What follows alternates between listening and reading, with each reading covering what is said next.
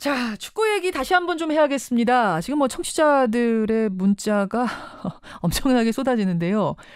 그렇죠. 어제 경기가 1시쯤에 끝났는데 뭐 온 동네가 들썩들썩 하더군요. 특히 이제 두 골이 다 뒤에 경기 시간, 후반전 추가 경기 시간에 터졌기 때문에 1시 무렵에 그냥 대한민국이 다 들썩들썩했습니다. 기쁩니다. 예. 김병지 선수 출신의 김병지 해설위원 이야기를 일부에서 들었다면, 소감을 들었다면, 지금은요, 전문가가 보는 이번 경기, 좀 깊이 있는 분석을 해보고 싶습니다. 현지로 날아가서 지금 경기 하나하나를 분석하면서 보고 계신 분이세요. KBS 축구 해설위원이죠. 한준희 위원은 어떻게 보셨는지 연결을 해보죠. 한 의원님, 안녕하세요. 네, 안녕하세요. 야, 안녕하세요가 이렇게 밝을 수 있습니까? 네, 즐거운 마음으로 예. 김현정의 뉴스쇼 연결하게 돼서 저도 아주 기쁩니다. 네. 이거 김병지 선수도 뭐 이거 사건이다 이러던데 뭐 한준희 위원이 보시기에도 이거 사건 맞죠? 대사건. 대사건이죠. 좀 전에도 앵커께서도 설명을 잘 해주셨지만, 예. 제가 여기 이제 역사적인 설명을 약간 추가하면, 예. 독일이 제2차 세계대전 이후에 치러졌던 54년 월드컵부터 이번 월드컵 이전까지 단 한 번도 8등 밖으로 나가본 적이 없는 팀이에요. 1954년부터 2018년까지 2014년까지죠, 이제. 네, 2014년까지 단 한 차례도 독일은 8등 밖으로 나가본 적이 없고, 뭐, 외우기 쉽습니다. 우승 4번, 준우승 4번, 3등 4번, 4등 한 번 했던 팀입니다. 세상에. 그런 팀과 맞서서 우리가 2대0 승리, 16강 탈락, 16강에서 집으로 돌려보내버린 거예요. 그렇죠. 그러니까 이 일은 월드컵 역사가 앞으로 뭐 장구하게 지속되지 않겠습니까? 항상 인구에 회자될 수 있는 역사적 대사건을 우리가 일으킨 겁니다. 우리가 잘한 겁니까? 독일이 못한 겁니까? 일단 저는 우리가 잘했다고 생각이 듭니다. 왜 그러냐면 독일전이야말로 우리가 여태까지 했던 다른 경기들보다 훨씬 더 공격과 수비의 밸런스가 완벽했어요. 그리고 수비 조직력에 있어서도 한 명이 제쳐지더라도 그 다음 선수가 또 커버를 들어오면서 아주 투지 넘치게 잘 막아줬거든요. 전체적인 조직력이라든가 밸런스, 그리고 한 발 더 뛰는 성실성, 여기에 공수 전환의 속도까지 우리가 아주 좋은 경기를 했다는 생각입니다. 자, 골을 한번 우리가 기분 좋게 상기시켜보죠. 골 장면. 김영권의 첫 번째 골. 저는 소리를 막 지르고 있는데 갑자기 그 심판이 커트를 시켜서 그게 VAR 돌릴 정도로 그렇게 아슬아슬한 골 장면이었어요. 어떻습니까, 한 의원님? 글쎄요. 이번 대회 이제 VAR이 도입이 되면서 숨어있는 1인치를 잡아내는 거는 좋은데, 그런데 이 VAR도 결국은 최종 운영자는 주심 아니겠습니까? 여기에 이제 비디오 레프리를 보는 심판들의 성향도 제각각 다르고 최종 결정권을 갖고 있는 주심의 성향들도 제각각 다르다 보니까 이게 사실은 아주 형평성 있게 운영된다는 느낌은 솔직히 아니에요. 그런데 어찌됐건 그 장면 자체는 크로스 선수 그 굴절 일어나기 전이라 하더라도 과연 김영권 선수가 동일선상이었는지 앞쪽이었는지 자체도 사실은 애매해요. 그래서 제가 봤을 때는 이 장면 정도면은 VAR은 갈 필요 없었다고 저는 생각합니다. 심판의 판정이 좀 군데군데 이상한 것들, 우리에게 불리한 것들이 저는 보이던데 어떠셨어요? 맞습니다. 저도 심판의 전체적인 판정 성향이 우리에게 지속적으로 좀 불리하게 작동을 했다고 저도 확신을 하고요.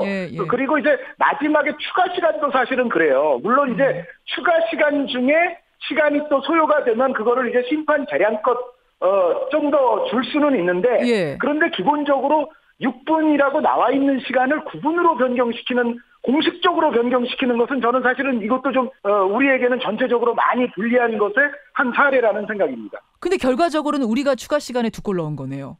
그렇죠.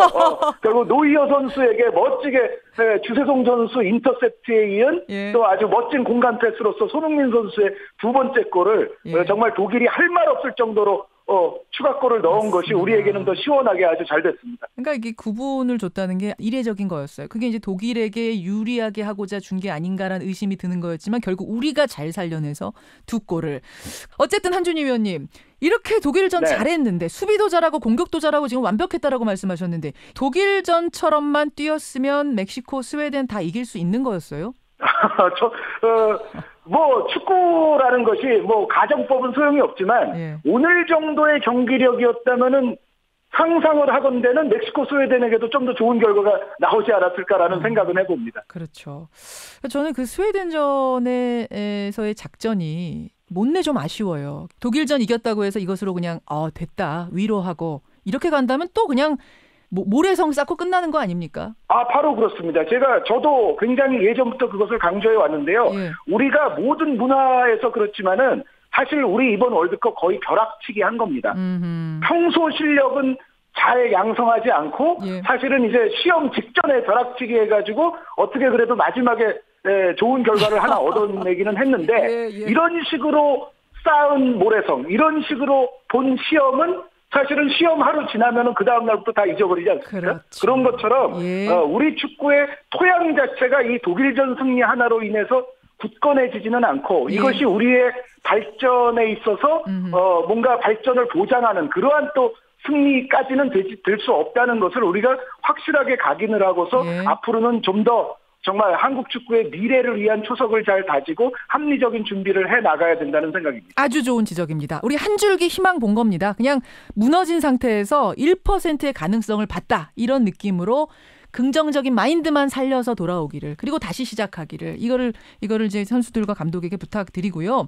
지금 청취자들 질문도 많이 들어오는데 조현우 선수 골키퍼 조현우 선수 해외로 가는 거 아니냐? 네. 이런 얘기들 막 나와요. 해외로 갔으면 좋겠고요. 이번에 보여준 실력 정도면은 해외로 못 갈 이유는 전혀 없는 것 같습니다. 이미 충분히 유럽 진출도 가능한 실력인데 다만 이제 골키퍼가 수비 라인 전체를 지휘하기 위해서는 외국어가 또 좀 필요해요. 아하. 그래서 이제 아마 네티즌 여러분들 이런 말씀도 많이 하실 거예요. 조현우 선수 돌아오자마자 이제 귀국하는 즉시 영어 공부부터 열심히 해서 외국 갈 수 있는 또 바탕을 다지기를 아마 바라시는 분들이 많이 계실 겁니다. 그러니까 골키퍼는 의사소통이 되는 언어로 선수들을 지휘해야 돼. 소리 지르고 막 이러는 거 여러분 많이 보셨죠? 지휘를 해야 된다. 이 말씀 굉장히 중요하다. 네, 그렇습니다.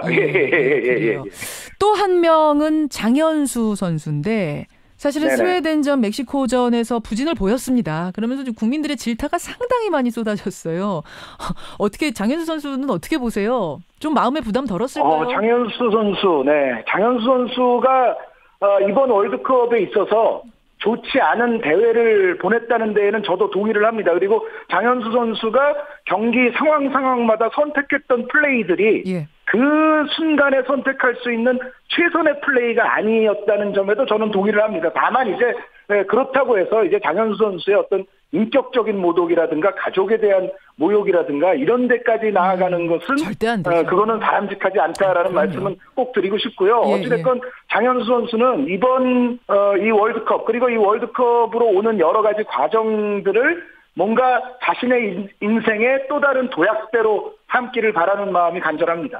신태용 감독도 지난 경기까지 비난 많이 받았는데 어떻게 이번 경기에 승리하면서 유임을 할 것으로 보세요? 어떻게 보세요? 거취를. 네, 제가 그 문제에 대해서 책임 있는 답변을 드릴 수 있는 위치는 아닙니다만 일단 제 개인적인 생각은 신태용 감독은 우리 대표팀의 차기 감독 후보군에 들어갈 수 있는 근거는 어느 정도 갖췄다라는 사실은 저의 생각이지만 말씀드릴 수 있을 것 같고요.